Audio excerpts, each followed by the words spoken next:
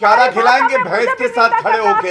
मुमताज में जो आपने वीडियो देखा, उस वीडियो में भारतीय जनता पार्टी के प्रवक्ता गौरव भाटिया हैं। सोचिए, इनका पहले भी जनता जमकर विरोध कर चुकी है, इनकी पहले भी पिटाई हो चुकी है, लेकिन सोचिए ये साहब जो हैं वो अपनी हरकतों से बाज नहीं आते। जब इनसे मुद्दों पर बात की जाती है तो एक टीवी चैनल पर बैठकर एक महिला के साथ बदसलूकी करने का काम करते हैं। असल में गलती इनकी नहीं है, गलती है भारतीय जनता पार्टी के पूरे चाल चरित्र और चेहरे में, क्योंकि जब जब उनसे मुद्दों पर बात होती है, उन मुद्दों को भटकाने के लिए ये बदतमीजी पर उतारू हो जाते हैं, ये गाली गलौज पर उतारू हो जाते हैं।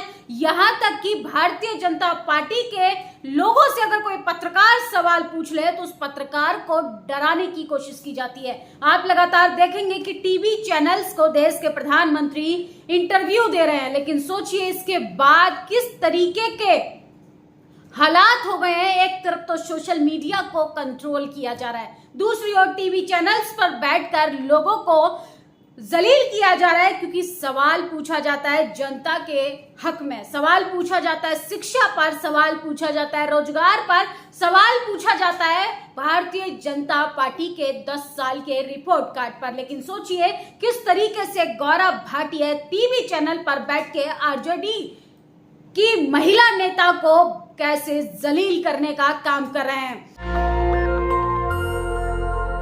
गौरव भाटिया जैसे बदतमीज प्रवक्ता को अगर बीजेपी बदतमीजी करने देगी तो उसका जवाब उसी की भाषा में दूंगी। चंदा चोर टेलीविजन पर बैठकर तपस्वी होने का ड्रामा कर रहे हैं, ऐसा गौरव भाटिया कह रहे हैं। सोचिए, एक टीवी चैनल पर बैठ के बिहार के पूर्व मुख्यमंत्री लालू प्रसाद यादव के लिए इस तरीके की टिप्पणी करना, उनको अपमानित करना, असल में भारतीय जनता पार्टी के चाल चरित्र और चेहरे को पूरे तरीके से एक्सपोज कर रही है। क्योंकि आप देखेंगे जिस तरीके से बीजेपी जो है पिछले 10 सालों में फेल हो गई है, और जब जब चुनाव आया है, कल आखिरी चरण का मतदान है, देश के प्रधानमंत्री पहले ही हार के डर से वो मेडिटेशन करने चले गए हैं, ध्यान करने चले गए हैं, जबकि कुछ लोग तो ये कह रहे हैं कि देश के प्रधानमंत्री देश की जनता का ध्यान भटकाने का काम कर रहे हैं। उत्तर प्रदेश के मिर्जापुर में चुनाव ड्यूटी पर गए 6 होमगार्ड की मौत हो गई है, 15 अस्पताल में भर्ती है। रायबरेली में स्ट्रांग रूम में ड्यूटी पर लगे दरोगा की मौत हो गई है। गर्मी से लोग मर रहे हैं, क्यों इतनी भीषण गर्मी? 7 फेज में चुनाव कराए गए, चुनाव आयोग को जवाब देना होगा। सोचिए, चुनाव आयोग पर सवाल खड़ा किया जा रहा है। भीषण गर्मी के कारण लोगों की जानें जा रही हैं। देश की राजधानी में पानी की किल्लत की वजह से देश की जनता सड़कों पर परेशान है। पानी के टैंकरों पर ऐसे हुजूम लग रहा है जैसे लोगों को सिर्फ एक एक बूंद के लिए तरसना पड़ा हो। लेकिन देश के प्रधानमंत्री विदेशी डंका बजाने का काम करते हैं, अपने ही देश में अपने ही नागरिकों को अब पीने के पानी के लिए भी मोहताज कर दिया है। जबकि वो बड़े बड़े नारे देते थे कि हर घर में नल होगा, नल में जल होगा, जबकि सब कुछ खोखला दिखाई दे रहा है। पोलिंग बूथ पार्टियों की रवानगी से पहले 30 बीमार, 7 लोगों की मौत, मृतकों में 5 होमगार्ड, मचा हड़कंप। अखिलेश यादव ने बड़ा ट्वीट किया, जिस तरीके से मिर्जापुर की घटना, पोलिंग बूथ पर काम करने वाले कर्मचारी जो हैं बीमार हुए हैं, जिसमें से 7 लोगों की मौत होने की खबरें हमारे सामने आ रही हैं। मिर्जापुर में पोलिंग पार्टी के 7 कर्मियों की मौत की खबर बेहद दुखद है।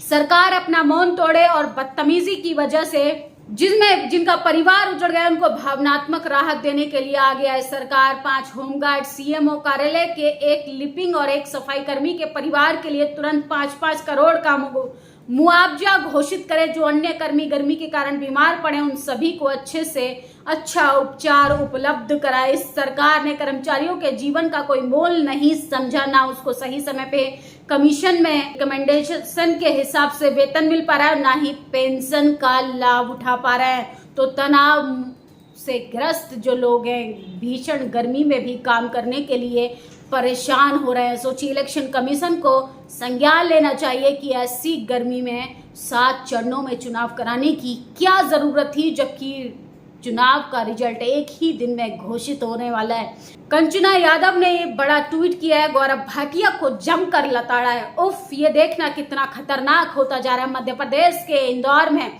रिटायर फौजी देशभक्ति गाने पर झूमते झूमते गिर गया। लोग तालियां बजाते रहे, तिरंगा फहराते रहे। फौजी को हार्ट अटैक आया, अस्पताल जाते जाते उनकी मौत हो गई। वैक्सीन की वजह से लोगों की जानें जा रही हैं। सोचिए, गंभीर सवाल सरकार पर खड़ा होता है, लेकिन सरकार जो है वो लापरवाही को कैसे बढ़ाती जा रही है कि देश की जनता एक सवाल पूछ रही है। टीवी अखबार में बैठे जातिवाद मनुवादी पत्रकार सरकार की नीतियों पर एक सवाल नहीं कर सकते और सरेआम लोगों की जानें जो हैं वो जाती जा रही हैं। हर रोज कीड़े मकोड़ों की तरह देशवासियों की जानें जाती जा रही हैं, लेकिन सरकार के लिए ये मुद्दा नहीं। सरकार के प्रधानमंत्री जोकरों की तरह कैमरा लेकर इधर उधर नाटक करके घूम रहे हैं, मगर इस बात के लिए कमेटी नहीं बिठा पाई कि आखिर देश में हार्ट अटैक की इतनी घटनाओं को कैसे रोका जाए। देश के प्रधानमंत्री 8 कैमरों के साथ ध्यान लगाने के लिए गए हैं। असल में वो ध्यान लगाने नहीं, जरूरी गंभीर मुद्दों से देश का ध्यान भटकाने की कोशिश कर रहे हैं।